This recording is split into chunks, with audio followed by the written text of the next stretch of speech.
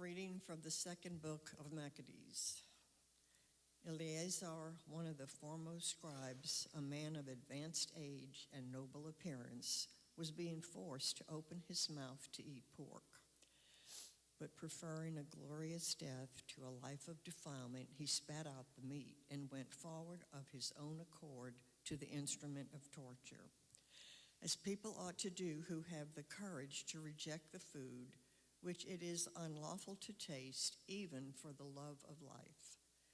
Those in charge of that unlawful ritual meal took the man aside privately because of their long acquaintance with him and urged him to bring meat of his own providing, such as he could legitimately eat, and to pretend to be eating some of the meat of the sacrifice prescribed by the king. In this way, he would escape the death penalty and be treated kindly because of their old friendship with him.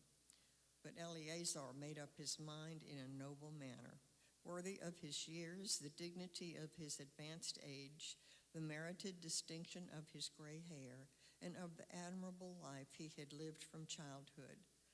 And so he declared that above all, he would be loyal to the holy laws given by God. He told them to send him at once to the abode of the dead, explaining, at our age, it would be unbecoming to make such a pretense. Many young people would think the 90-year-old Eleazar had gone over to an alien religion. Should I thus pretend for the sake of a brief moment of life, they would be led astray by me, while I would bring shame and dishonor in my old age. Even if, for the time being, I avoid the punishment of death, I shall never, whether alive or dead, escape the hands of the Almighty. Therefore, by manfully giving up my life now, I will prove myself worthy of my old age, and I will leave to the young a noble example of how to die willingly and generously for the revered and holy laws. Eleazar spoke thus and went immediately to the instrument of torture. Those who shortly before had been kindly disposed now became hostile toward him because of what he had said seemed to them utter madness. When he was about to die under the blows, he groaned and said, "The Lord in his holy knowledge knows full well that although I could have escaped death, I am not only enduring terrible pain in my body from this scourging, but also suffering it with joy in my soul." This is how he died, leaving in his death a model of courage, an unforgettable example of virtue, not only for the young, but for the whole nation. The word of the Lord. Thanks be to God. The responsorial psalm, the response is, "The Lord upholds me." The Lord upholds me. O Lord, how many are my adversaries? Many rise up against me. Many are saying to me, there is no salvation for him in God. The Lord upholds me. But you, O Lord, are my shield, my glory. You lift up my head. When I call out to the Lord, he answers me from his holy mountain. The Lord upholds me. When I lie down and sleep, I wake again, for the Lord sustains me. I fear not the myriads of people arrayed against me on every side. The Lord upholds me.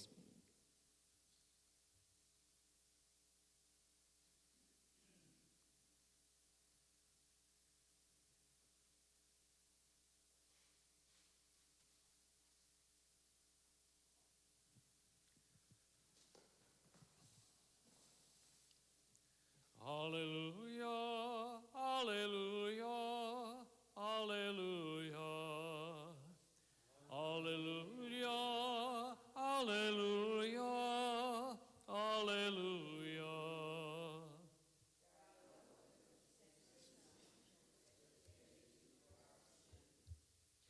Hallelujah, hallelujah, hallelujah. The Lord be with you. A reading from the Holy Gospel according to St. Luke.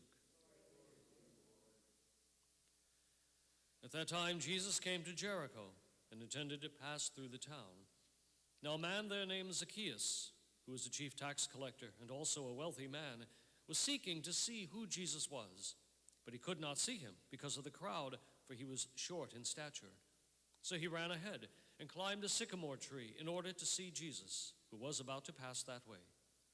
When he reached the place, Jesus looked up and said, "Zacchaeus, come down quickly, for today I must stay at your house." He came down quickly and received him with joy. When they saw this, they began to grumble, saying, "He's gone to stay at the house of a sinner." But Zacchaeus stood there and said to the Lord, "Behold, half my possessions, Lord, I shall give to the poor.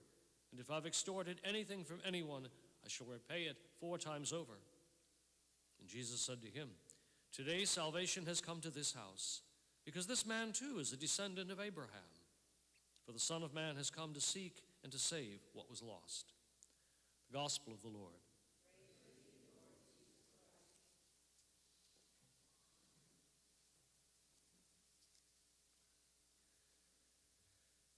Eleazar here, at the age of 90-something, gives a tremendous witness to faith. And it kind of reminded me, he doing this for the sake of the laws of the Old Testament. It reminded me in the 2nd century of Polycarp, the Bishop of Smyrna, who makes the same kind of profession of faith at the age of 86. So we got these old people that say virtually the same thing. How can I possibly give away my eternal life at this point for the sake of, a couple of years, whatever it happens to be? Here, Eleazar says, I wouldn't dare to give bad example to a young child. Should I thus pretend for the sake of a brief moment of life, for that they be led astray because of me? And Polycarp, when he's ordered to curse Christ, he says, 86 years he's been my good Lord. How could I possibly deny him now? And so the magistrate says, all I want you to say then is, away with the heathen, meaning the Christians, okay? So he waves to the crowd watching this trial, and he says, away with the heathen. Well, that didn't win him any friends at all, I guess, with the judge. They were both martyred in a terrible way. And you think, how can old people endure something like that? How can they do it?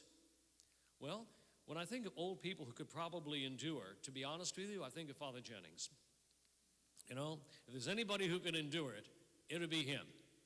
And what does it mean to be able to get to a position of being able to endure in that way? It means daily discipline. You don't get there if you haven't built a day-by-day pattern of discipline to get there, okay? The yellow brick road has to be built one brick at a time before you get to Oz. That's just the way it is.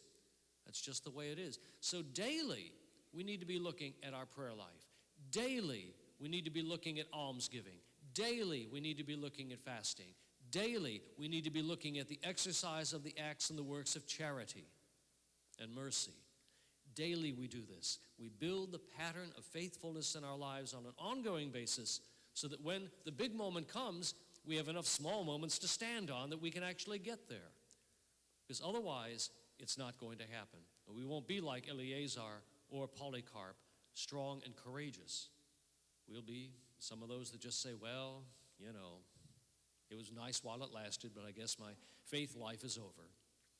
We can't be like that. That's why we're at daily Mass, but we want to make sure that every dimension of our Christian walk is exercised daily. Let us stand and pray.